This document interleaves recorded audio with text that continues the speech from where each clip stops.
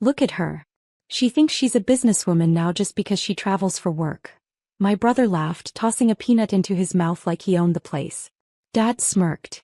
She can't even manage her own life and she's out there managing deals. Mom added softly, at least your brother is responsible, even if he's in a bit of debt. A bit. $216,000 wasn't a bit. But that's how they always minimized his chaos and magnified my success into arrogance. That day their laughter carried through the phone while I sat alone in a hotel room in Seoul, staring at the city lights reflected in the window. Something inside me cracked quietly like glass under pressure. Hi everyone, my name is Lena Quinn and I'm 32. I've always believed silence is stronger than screaming. It echoes longer. Have you ever built something with every ounce of your being, only to have it stolen by the people who called it family? While I was finalizing a $1 million contract overseas, my phone pinged. Property transferred successfully. I blinked at the screen, confused. My property? Within seconds my heart sank. It was my house. The one I bought at 27 after years of saving, working 2 jobs, skipping vacations, skipping birthdays. When I called home, Dad's tone was casual. Oh we sold it. Your brother needed help and family comes first. Don't act ungrateful. Ungrateful. I whispered. You're unmarried, Lena, he said. You live wherever you go next anyway. Your brother has a wife, a future. You'll understand someday. They didn't even hesitate. Didn't even think to tell me first. When I returned a week later, the house keys felt cold in my hand, useless. My home now belonged to a stranger. My photos were gone. My curtains replaced. And there they were, standing in the driveway grinning. Tao, you're homeless, my brother sneered. I just smiled. Dad frowned. What's so funny? I looked at the sold sign, the papers still fluttering in my hand like wings ready to turn the story. And I whispered, that house you sold was actually the one registered under my company's name. The smirk faded from Dad's face instantly. What do you mean your company's name? He stammered. I watched his expression shift, arrogance melting into confusion. When I started my consulting firm 5 years ago, I'd quietly transferred all my major assets, including the house, into its legal ownership for tax protection. The documents were buried under corporate filings only I had access to. So yes, technically they'd sold my company's property, not mine. That meant every signature they'd given was fraudulent. I didn't shout. I didn't gloat. I simply walked past them, heels tapping against the driveway like a metronome of karma, and said, you should probably hire a lawyer before the company does. That night I sat in a rented apartment downtown, the city lights spilling across the floor like gold dust. My chest hurt, not from losing the house, but from realizing they hadn't even hesitated to betray me. My phone buzzed. 17 missed calls from Mom, then a message. Lena, please call back. The man we sold to just came by with police papers. I let the phone rest on the table, watching it vibrate silently, like a dying heartbeat. By morning the family group chat was chaos. Dad blaming the broker. My brother threatening to sue him. Mom crying emojis. And me quiet. Because silence once again said everything. Later that week I met the buyer myself. An older woman, polite but shrewd. She'd already discovered the irregular ownership structure and didn't want trouble. I'll withdraw my purchase claim, she told me gently. You seem like someone who's been wronged enough. I thanked her, but my mind was elsewhere. Because it wasn't about the house anymore. It was about trust. And trust once sold could never be bought back. 3 days later I went back home, not to argue but to observe. They were sitting in the living room, the same one where they used to mock my long work nights and call me cold for choosing career over family dinners. Dad started first. You humiliated us, Lena. The whole neighborhood knows now. The police came here because of you. I tilted my head. Because of me, or because you sold something that wasn't yours? He slammed his hand on the table. You don't talk to your father like that. But his authority no longer scared me. Not after realizing how easily they could strip me of everything I'd built, and then act like I was the problem. My brother avoided eye contact, scrolling nervously through his phone. Do you know, I said softly, how many years I spent paying that mortgage? How many times I wired money home when you gambled yours away? He scoffed. You make money easy, sis. You travel, stay in hotels. It's not real life. That line hit harder than I expected. To him, my discipline looked like luck. My sacrifices looked like luxury. Mom stood in the corner, pretending to tidy up the already clean shelf. We just thought you wouldn't mind. You always say money doesn't matter. I looked at her, tears threatening to break through but stopping halfway. I said that when I thought I mattered more than money to you. Silence spread like smoke. Finally, I placed a brown envelope on the table. These are the corporate fraud papers. The company's legal team will proceed unless I sign to stop them. Dad's voice cracked. You wouldn't. I smiled faintly. I already did worse. I believed you once. When I left, the envelope still lay unopened. The door clicked shut behind me, softer than a goodbye but louder than forgiveness. That night I couldn't sleep. The city hummed below my apartment window. Cars, sirens, a dog barking somewhere far away. All that sound, and yet inside me only silence. I replayed everything. The phone call from Dad. The laughter. The way my brother smirked when he said, "Now you're homeless." That word, homeless, echoed like a curse. Not because I had nowhere to go but because they'd meant it to hurt. I stared at the faint reflection of myself in the window glass. Same woman, same face, yet somehow, not the same daughter. The next morning I called my lawyer, Sarah, my closest friend from grad school. She knew my family's patterns too well. When I told her what happened, she sighed. You don't need revenge, Lena. You need clarity. Sometimes, I whispered, clarity is revenge. She helped me file the official fraud report but placed it on hold. I wanted them to feel the weight first, not the sentence. 3 days later, Dad showed up at my office. The same man who once called my company a childish hobby now stood in the lobby, wringing his hat like a man lost in a storm. Lena, please, he started, voice trembling. Your mother hasn't slept. Your brother's losing his job. They're saying the police might. I cut him off gently. Did you come to apologize or to fix your image?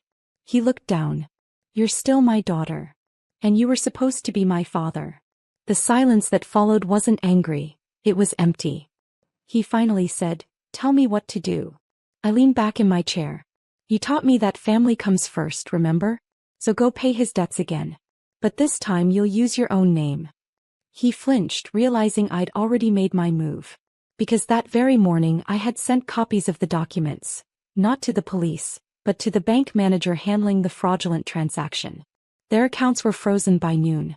And for the first time my silence felt like justice. By the end of that week, news had spread, quietly, efficiently, the way guilt does when it runs out of places to hide. My brother called first. You froze our accounts? How could you do that to family? I took a breath. You sold my house.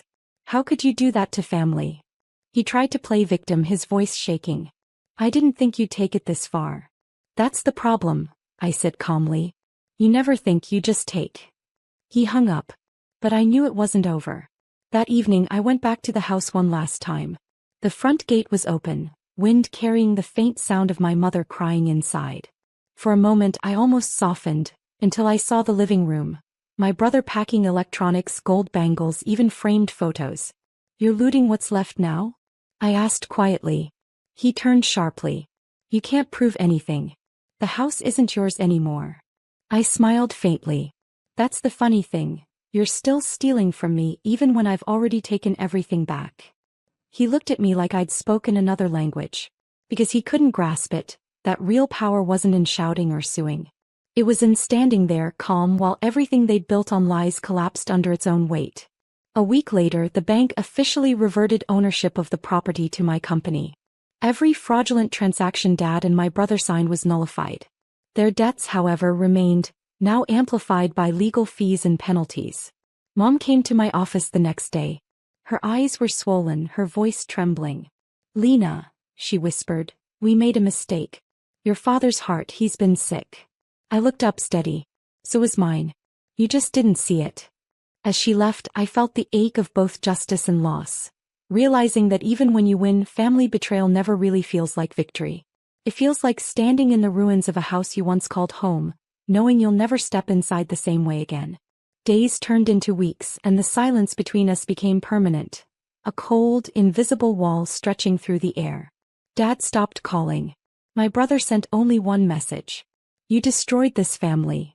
I didn't reply, but I reread it more than I should have. because somewhere deep inside it hurt. Not because I wanted their approval, I'd stopped chasing that years ago, but because I had spent my whole life believing that love could survive betrayal if you just gave enough. Now I knew better. At work, I buried myself in projects. The company thrived. Clients respected me. But at night, when the emails stopped, I'd sit alone with a cup of tea, staring at the empty chair across the table. That chair used to be for Sunday dinners, for laughter that wasn't tainted by guilt. One evening, Sarah came by with takeout. "You look like someone who hasn't exhaled in a month," she teased. I smiled weakly. "It's strange. I got justice, but it doesn't feel like victory." "That's because you're human, Lena," she said softly.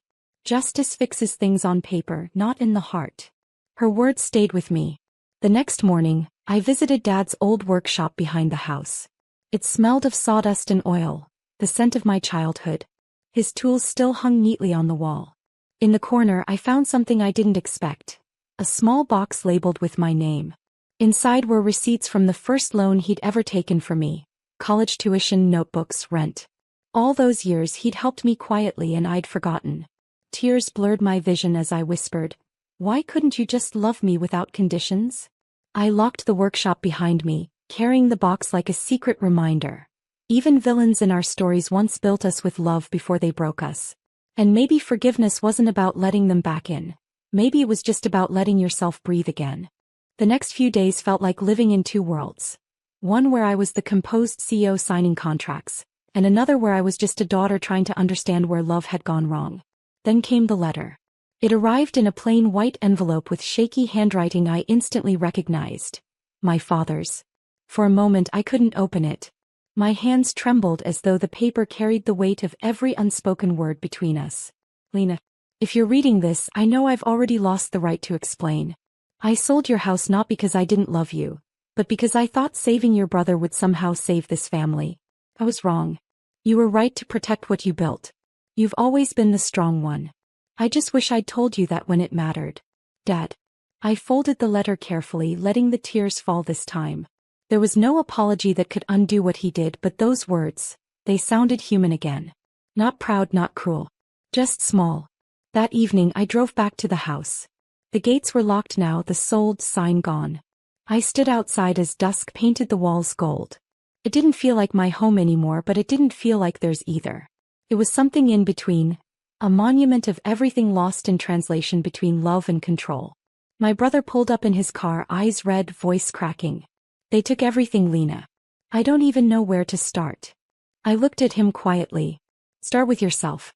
For once, don't expect someone else to fix it." He nodded weakly, maybe realizing I wasn't his enemy, just the mirror he'd been avoiding. As I walked away, the streetlight flickered, a small, silent heartbeat in the dark. I realized I didn't hate them anymore. I didn't need to. Sometimes the best revenge isn't destruction, it's distance. A month later, life had returned to a quiet rhythm. My mornings began with coffee, not chaos. The phone no longer rang with demands or guilt, only clients, friends, and silence. The kind that doesn't hurt anymore. Then one evening, I received a call from the bank manager. "Miss Quinn, we've completed the reversal process. The house is now legally under your company again." For a moment, I just stared at the skyline from my office window, the city lights shimmering like little reminders that even darkness has purpose. But instead of celebrating, I whispered, "Sell it." He paused. "Sell it?" "Yes," I said softly. "Some things aren't meant to be reclaimed, just released." That weekend, I visited one last time. The house was empty. No laughter, no footsteps, no resentment. Just echoes. I walked through each room. My old study, the kitchen where Mom used to hum, the porch where Dad once taught me how to fix a chair. Every corner carried a ghost of who we used to be. I left the letter Dad wrote me on the kitchen counter and closed the door behind me. The sound of the latch clicking felt final, like punctuation on a story that had taken too long to end. Outside, the air was cool, the kind that feels like forgiveness. I didn't forgive them entirely, but I forgave myself for holding on so long. A week later, the property sold for twice its original price. I donated half the profit to a women's housing fund, because if my family tried to make me homeless, I'd make sure another woman never felt that word the same way. As I walked away from the notary office, I passed by a mirror in the lobby. My reflection met my eyes, calm, steady, untouchable. For the first time in years, I didn't feel broken or betrayed. I just felt done. Because closure doesn't always come with tears or apologies. Sometimes it comes with silence, paperwork, and peace.